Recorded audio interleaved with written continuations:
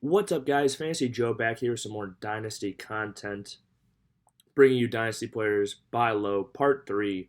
The first two parts were very successful. Please check them out. I will link them, of course, in the video and in the description. If you're new to the channel, make sure to hit that subscribe button. If you like the video, hit that like button.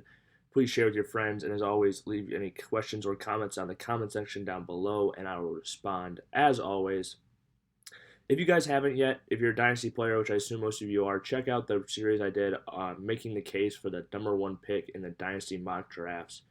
I'll leave a link to that whole playlist in this series.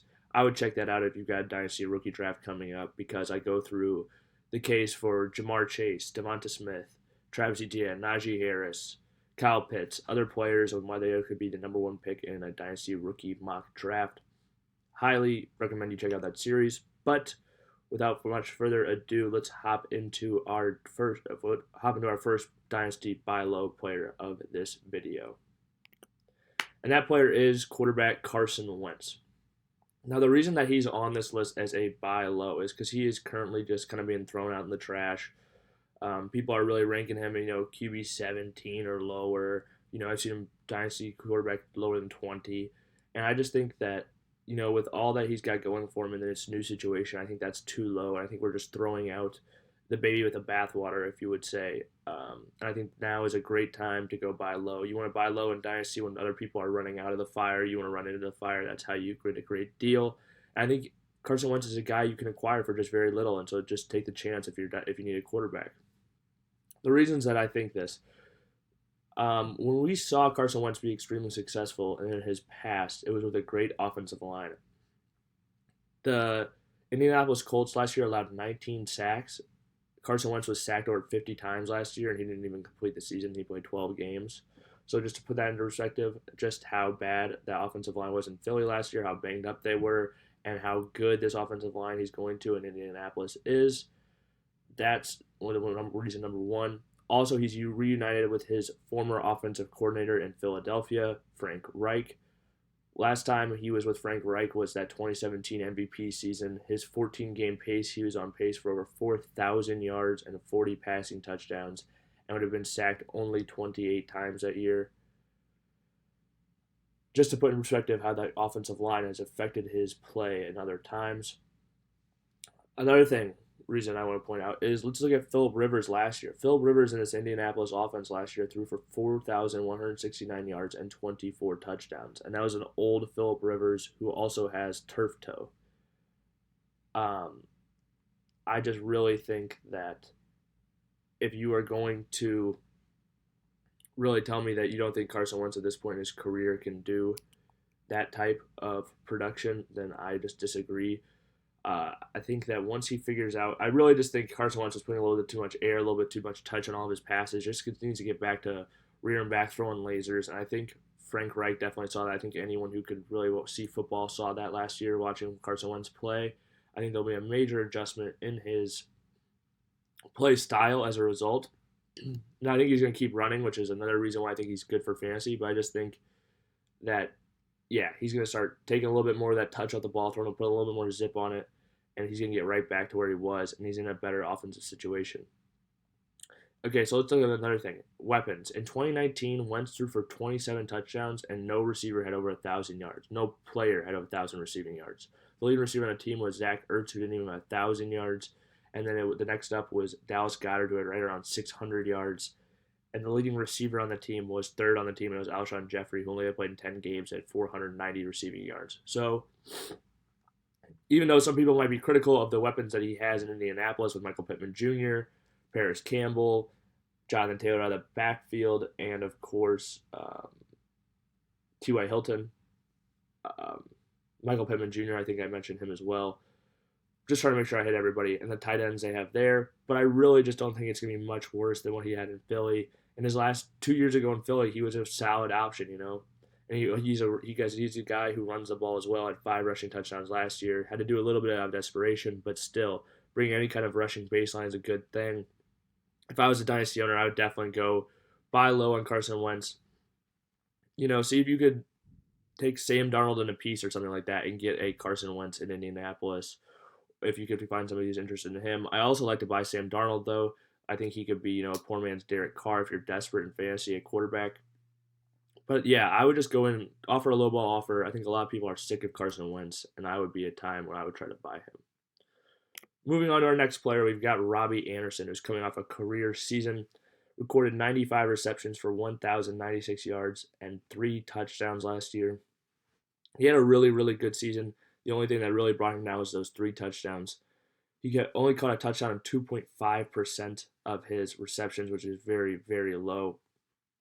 But we look at Robby Anderson, who actually played with Sam Darnold before when they were in New York together.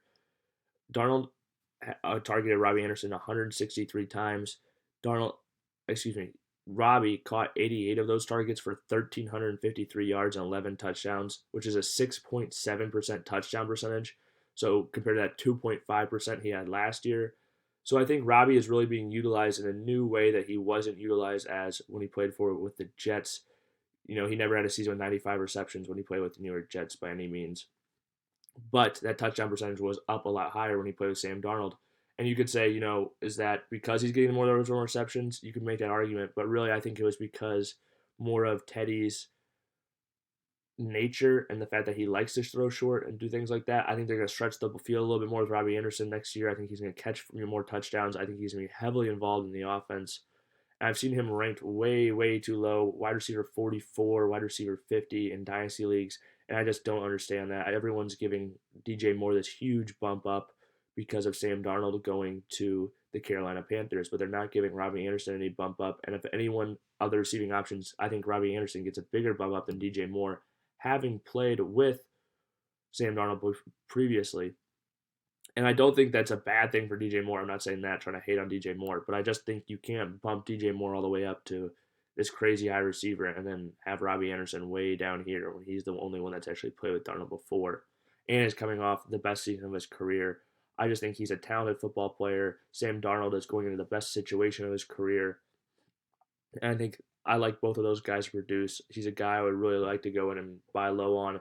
And I think, if he does have another 1,000-yard season like he did last year, is he not going to be paid by somebody to come in, even if it's not in Carolina? Let's say he leaves, his contract's up. He goes to another location. After 2 back-to-back 1,000-yard seasons, I think he'll get paid. And because of that, I think that he will get the ball wherever he goes. So he's a guy I would like to buy low on too. I just don't understand the rationale of why he is ranked so low by other dynasty owners. Let's hop into our next player here. We've got Ezekiel Elliott. The reason Ezekiel Elliott is ranked so high on this list, and hear me out on this, please, please, please listen to this point before you trade for Ezekiel Elliott. I am looking at Zeke. I always look at 3-year players. I'm trying to get 3 good years out of a guy. I really don't try to look too much farther down the road than that because it just gets very, very difficult. But just so trying to project a Zeke, I think he's going to play 2 more years in Dallas this year and next, the way his contract works out, and he'll probably be cut because he'll only be a $6 million dead cap hit, and it'll be a $15 million cap hit, so they could save $9 million by cutting him. And I project that they probably will, just knowing where that team will probably be headed and stuff like that. So he's got 2 more good years in Dallas. But then look at a guy like Todd Gurley, who even after he was cut and washed by the Rams once he was let go, he went to the Falcons and was able to have a solid fantasy season. I could see somebody, giving Zeke another shot, even once he has done his last 2 years in Dallas. It's obviously going to be dependent on, what happens, how well he plays. But he is a workhorse back. There's no doubt about it. You look at his stats down below. All the years he had 300 carries. He had the years that he had 242 carries, he only played in 10 games, and then the other one was last season when they really were just awful, couldn't run the ball nearly as much as they wanted to. But he is a top 10 back with the Cowboys when he's healthy. He's a guy who's going to get close to 300 carries and 50 receptions in a season. Basically, you can write it down. If he's healthy and the Cowboys don't go through any extreme dysfunction, he's good for that. If you look at his yards from scrimmage these years, 1,994 yards, 1,252 yards, only 10 games, 2,000, 1,700, 1,300 in his bad years. He's a guy who's going to get a lot of yards from scrimmage, get a lot of touches.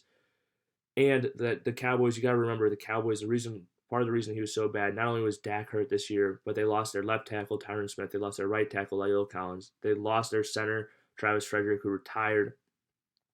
And then they lost their right guard, Zach Martin, partway through the season. They lost backup tackles. I mean, that offensive line was extremely banged up. That's a big reason why they weren't able to do much on the ground. Everyone knew they were running it, and they had a bad offensive line with Zeke. Everyone knew the game plan. They weren't very creative with Andy Dalton. He really didn't have much of a chance. I expect Zeke to be back to a top 10 fantasy back the next 2 years with the Cowboys healthy. With Dak and that offensive line coming back, that offense is going to be powerful. The defense is still bad, so they're going to need to, keep scoring lots of points. And last time we saw Zeke and Dak on the field together, they were still dominating in fantasy. So I fully expect Ezekiel Elliott to bounce back, to give you at least 2 more good years in Dallas before he gets cut by them probably. And then, I could see him signing another deal, giving you 1 or 2 more years out of him potentially. Look at him. He's still coming off his age 25 season. He's a young player. I think the hate has gone too far in Zeke. I see DeAndre Swift ranked higher than him. With what you're going to get out of him the next 2 years, I would much rather have Ezekiel Elliott than DeAndre Swift, even though DeAndre Swift's a younger player. Just looking at the situations and projecting, it's hard to know what DeAndre Swift is going to do in the future. Let's move on to our next player, tight end Eryk Jr. Eryk Jr. is a very young player. He's still only 22 years old. He is right in that tight end breakout range. Tight ends usually take 1 or 2 years in the league before they break out. Year 3 is a big year for tight ends when they make that jump a lot of times. Some guys will be later, it's really hard to, but it's usually not year 1 or year 2. So he's still definitely in that breakout range for a tight end. And he's finally the number 1 receiving tight end on his team. Kyle Rudolph was let go by the team, I think in part because of the faith that they have in Eryk Jr. He was a second-round pick 2 seasons ago. He's played 2 years in the league already. Hasn't done a whole lot from a production standpoint, but is more, he's a good football player though. He's also very fast. He had a 4.63 40-yard dash, which is 91 percentile for a tight end, just to put that into perspective. And he's a guy who I just think, without Kyle Rudolph, the red zone reindeer, without, that guy to steal those targets from him, I just think he's a guy who's going to get a lot of targets. I've seen him ranked low as tight end 16. I think he is a guy who could potentially, I don't think his breakout is top 5 tight end. I'm not saying that, but I do think you could get a tight end 1 here, and you're really not going to have to pay a whole lot for him. And he's still very, very young. He could potentially play for the next 10 years still and only be 32 years old. So he would be a guy I would try to buy low for sure at the tight end spot. If you made it to this point in the video, please hit that like button, hit that subscribe button to stick around for more videos like this. I bring Dynasty content just about every week. Do redraft content as well. If you have any questions or comments, leave them in the comment section down below and I'll respond. As always, until next time, I'll see you guys. Have a good one.